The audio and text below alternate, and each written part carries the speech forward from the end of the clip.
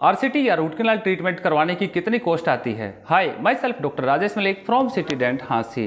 अगर आपके दांत में बहुत ज़्यादा दर्द है या ठंडा गर्म मीठा लेने से काफ़ी सेंसिटिविटी होती है, या दांत में कोई बड़ी सी कैविटी है जिसे डायरेक्टली फिल नहीं किया जा सकता है, या दांत में इन्फेक्शन है और उस दांत को आप शेव करवाना चाहते हैं, ऐसे टूथ शेविंग प्रोसीजर को आरसीटी कहते हैं। डेंटल क्लिनिक में सबसे कॉमनली होने वाला जो प्रोसीजर होता है वो आरसीटी है। अगर आपके डेंटिस्ट ने भी आपको आरसीटी एडवाइस की है तो एक नेक्स्ट आपके मन में क्वेश्चन होता है कि आरसीटी की कॉस्ट क्या आती है। यूँ तो इंडिया की 1,000-1,500 रुपये लेके 8-10 हज़ार रुपये तक आरसीटी की कॉस्ट होती है, लेकिन ये अलग अलग क्लिनिक, अलग अलग डॉक्टर और अलग अलग लोकेशन पर डिफरेंट होती है। तो इसका मतलब हम कैसे समझे कि 1,000-1,500 या 2,000 रुपये की जो आरसीटी होती है, क्या वो आरसीटी बेकार होती है? क्या आपको नहीं करवानी चाहिए? क्या 8 या 10 हज़ार रुपये की आरसीटी जो होती है वही सबसे अच्छी आरसीटी होती है? तो आरसीटी की कॉस्ट अलग अगर मेरे अकॉर्डिंग अगर देखा जाए तो आरसीटी की कॉस्ट कुछ फैक्टर पर डिपेंड करती है। अगर इवन जो मेरे आरसीटी के चार्जेस हैं वो भी कुछ फैक्टर को लेके हम लोग एक आरसीटी की कॉस्ट डिसाइड करते हैं। इस वीडियो में आरसीटी की कॉस्ट अलग अलग जगह पर, अलग अलग क्लिनिक पर अलग अलग क्यों है, तो इसके बारे में हम कुछ फैक्टर में डिटेल में बात करेंगे। और इवन इस वीडियो के लास्ट में मैं मेरे क्लिनिक की आरसीटी की कॉस्ट क्या है वो भी बताएंगे, जिसमें सबसे पहला जो है वो है एजुकेशन। एजुकेशन, जो डॉक्टर की एजुकेशन या क्वालिफिकेशन और एक्सपीरियंस, तो डॉक्टर कितना स्किल्ड है, ठीक है, इस पर डिपेंड करता है कि आपकी आरसीटी की कॉस्ट की डॉक्टर बीडीएस है या एमडीएस है। एमडीएस या एंडोडोंटिस्ट है जो स्पेशलिस्ट होते हैं आरसीटी के, और डॉक्टर को एक्सपीरियंस कितना है, या इसके अपोजिट अगर कुछ लोग इंडिया में ऐसे भी आरसीटी करने वाले लोग होते हैं जिनके पास में बीडीएस या एमडीएस की डिग्री नहीं है, जो अनक्वालिफाइड हैं, ओबियसली अगर वो लोग आरसीटी करते हैं तो क्वालिफाइड के कंपैरिजन में उनका आरसीटी का जो चार्जेस होगा वो कम होगा।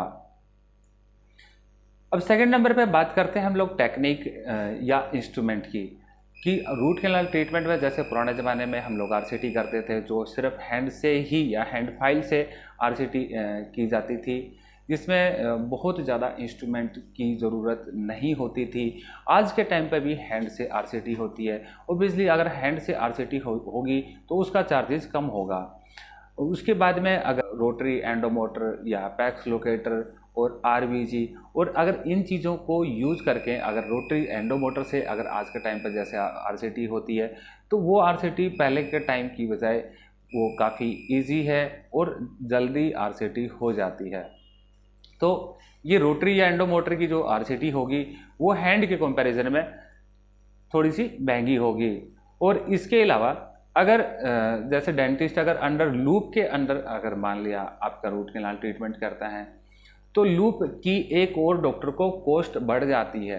अच्छे लूप की कीमत लैक्स में होती है, या मोर देन द 1 लाख या 2 लाख 3 लाख होती है, तो डॉक्टर की कॉस्ट बढ़ जाने की वजह से तो वो आरसीटी का चार्जेस भी कुछ बढ़ जाता है। नेक्स्ट हम बात करते हैं अगर माइक्रोस्कोप के अंदर अगर रूट कैनाल ट्रीटमेंट अगर हम लोग करवाते हैं तो ऐसे आरसीटी जो माइक्रोस्कोप के अंदर की जाती है तो वो आरसीटी सबसे अच्छी मानी जाती है, क्योंकि माइक्रोस्कोप के अंदर दांत की कैनाल की विजिबिलिटी बहुत अच्छी हो जाती है। लेकिन इसमें आरसीटी करने में टाइम डॉक्टर का काफ़ी, कई बार 2 घंटे या 2 घंटे से ज़्यादा लग सकते हैं, तो ऐसी आरसीटी का चार्जेस सबसे ज़्यादा होता है और ये सबसे अच्छी आरसीटी मानी जाती है। थर्ड नंबर पर हम बात करते हैं स्टाफ एंड डॉक्टर। अगर किसी क्लिनिक में डॉक्टर सिंगल है तो ऑब्वियसली आरसीटी का चार्जेस कम होगा। अगर किसी क्लिनिक में मल्टी चेयर्ड क्लिनिक है जिसमें 2 या 2 से ज़्यादा चेयर हैं और डॉक्टर ज़्यादा है या स्टाफ ज़्यादा है, तो ऐसे क्लिनिक का चार्जेस का आरसीटी का आपका थोड़ा सा ज़्यादा होगा।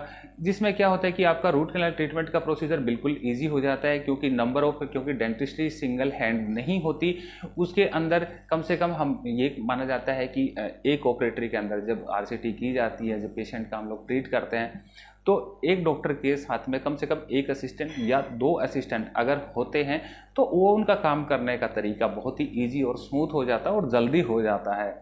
तो ऐसे अगर मल्टी चेयर्ड या जिसमें नंबर ऑफ द स्टाफ और नंबर ऑफ डॉक्टर ज़्यादा हैं तो ऐसे क्लिनिक का रूट कैनाल का चार्जेस ओबियसली ज़्यादा होगा। फोर्थ नंबर पर हम बात करते हैं मटेरियल की। मटेरियल जो हम लोग रूट कैनाल ट्रीटमेंट के अंदर अलग अलग जो मटेरियल यूज़ करेंगे उस पर कॉस्ट फैक्टर डिपेंड करता है।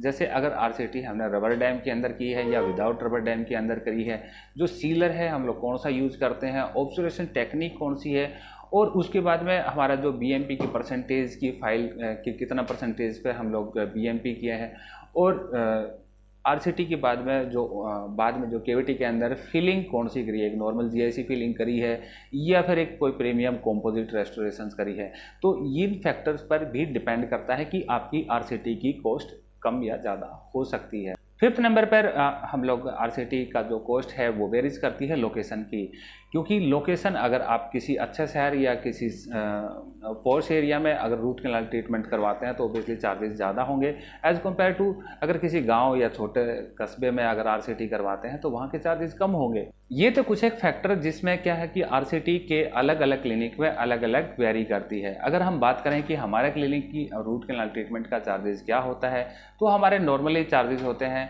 जो हमारे क्लिनिक के अंदर एक कंप्यूटराइज रोटरी एंडोमोटर्स या अपेक्स लोकेटर आरबीजी और ये सब इंस्ट्रूमेंट यूज़ होते हैं। तो इसके अंदर एवरेज हमारी आरसीटी की जो कॉस्ट है वो 2500 से लेके 3000 रुपये तक होती है। इसके अंदर कैप इंक्लूडेड नहीं होती। तो thanks for watching this video.